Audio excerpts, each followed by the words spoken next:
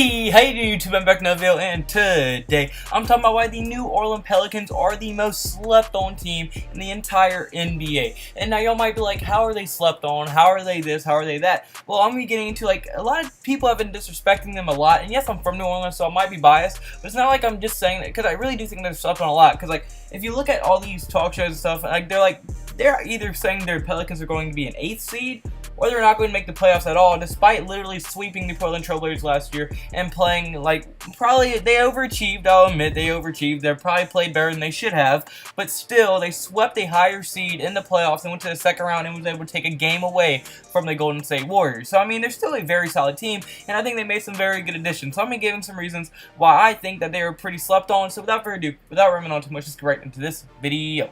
Alright, so my first reason is going to be, well, Anthony Davis, because Anthony Davis kind of has that LeBron effect. Obviously, he's not as good as LeBron. He will probably never be as good as LeBron. LeBron's the best player to ever play, so, I mean, obviously, he's not as good as LeBron. I don't want you to think I'm saying that, but he has that LeBron-type effect. Anytime you have a player like Anthony Davis on your team, you have a chance to compete for championships. I'm not saying they're going to be going to the finals or anything this year, but, I mean, Anthony Davis is a top 3 player in this league, and, I mean, he showed last year he averaged 28 points per game, which was the 3rd most out of any NBA player in the league last year, 11.1 rebounds per game, 2.4 blocks per game, which is the most at anyone averaged last year. So, I mean, he's one of these like once in a generation type players who, like, I mean, when LeBron retires, he has a legitimate chance of being the best player in the NBA. So, I mean, anytime you have a consistent MVP candidate, unstoppable player, like top 3, you have a chance to compete for titles. And if they get another all-star, like another, God forbid, superstar around them, well, then you will probably be competing for championships with the Golden State Warriors and Houston Rockets. If they added someone like Paul George or something, they would probably be competing for championships. So, I mean, when you just look at it, anytime you have Anthony Davis on your team or a player like Anthony Davis, you're going to be a very good team and probably most likely a playoff team. But, I mean, the thing that he's really different in, he's not only going to win MVP, but he could also win Defensive Player of the Year in the same year. I mean, like I said, he averaged the most blocks per game last year. He's one of the best paint defenders, if not the best paint defender.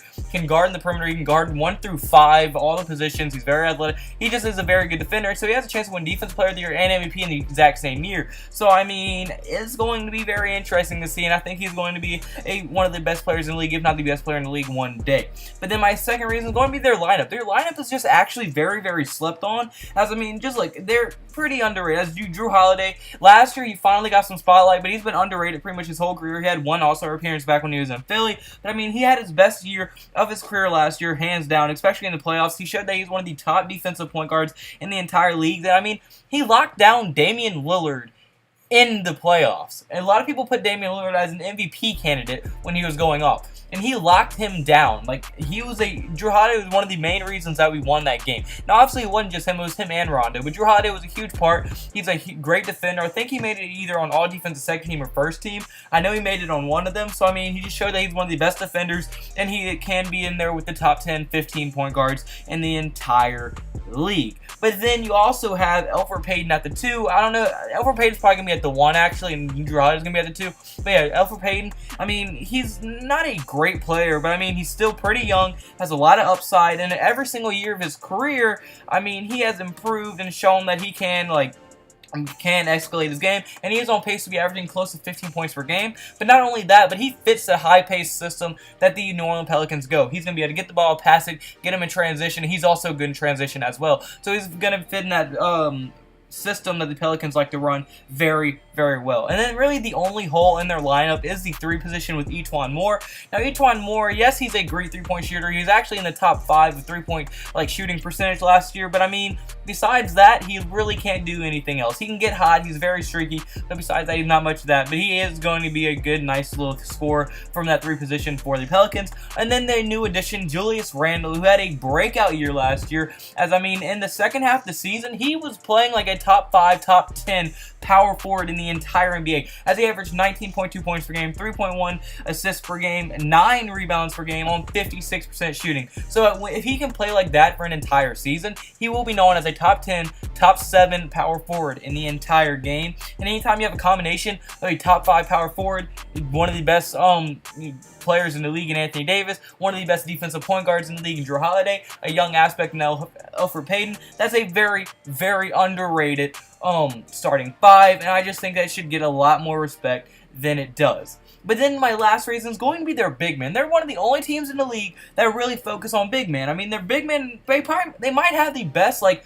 power forward and center core of 4 big men in the entire league. Just look what they have. Now, obviously, like I said, they have Julius Randle and Anthony Davis. But the 2 I really want to focus on is going to be Nikola Mirotic and Jahlil Okafor. Last year, Mirotic, after shaving his beard for some reason, played like an all-star and a top 5 player in the, not top 5 player, top 5 player in his position in the entire league, as he was able to average 25.8 points per game, 1.2 steals per game, 1.4 assists per game, and 12 rebounds per game. And he was a huge part of their success. And if he can play half of that like he did like last year, this year, he is going to be a top 15 in his position, and I think he is already probably like close to that. So I mean, if he somehow continues playing at that level, which I don't think he will, like that's a hard thing to sustain if you're a player like Paul George and people like that. That's hard to keep up if you're a player like that. Nikola Mirotic, he's probably going to drop to about 20 points per game. But if he can somehow keep that pace up, he will be known as like a top 5 player in his position if he can somehow keep that up. I don't think he will. I think he overachieved a little bit last year.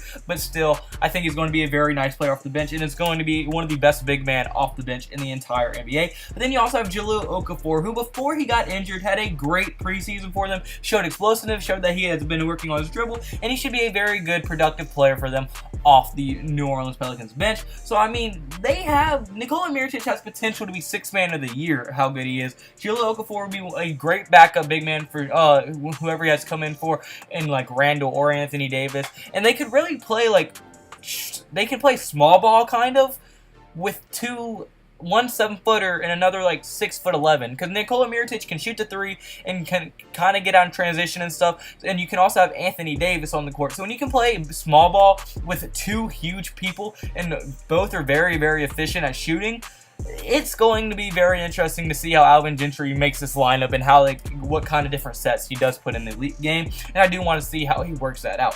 But unfortunately, guys, I'm going to be it for this video. So comment below. Do you agree with me? Do you think they're slept on? Do you think they could do you think they overachieved last year? Do you think they're going to be better than last year? Do you think they're going to be worse? Do you like Randall and Okafor and all the additions? I want to hear all your thoughts and opinions in the comments section below. And if you like the video, put a like button and subscribe button. And I can't thank y'all for all the support y'all been showing. We're at 951 subscribers. We're less than 50 subs away from 1K. I cannot thank y'all enough for that. Like, thank y'all so much. I say this after every video, but I think I have to just thank y'all so much. I mean, without y'all, I would not be here at all. I know it's kind of cheesy to say, but I mean, and without y'all, I wouldn't be here at all and everything, but also wouldn't be out here at all if I didn't have the blessings that God gave me. I mean, God blessed me with this computer. He blessed me with everything around me. He blessed me with the people that are supporting me and my entire circles, and He blessed me to put y'all in a position to hit the subscribe button on my channel. I cannot thank Him enough for that either. All praise goes to Him. But like I said, that's going to be it for this video. So if you have a blessed day, because I had a blessed day, so you need to have a blessed day. See you tomorrow's video. Goodbye. Boo. Blah, blah, blah, blah.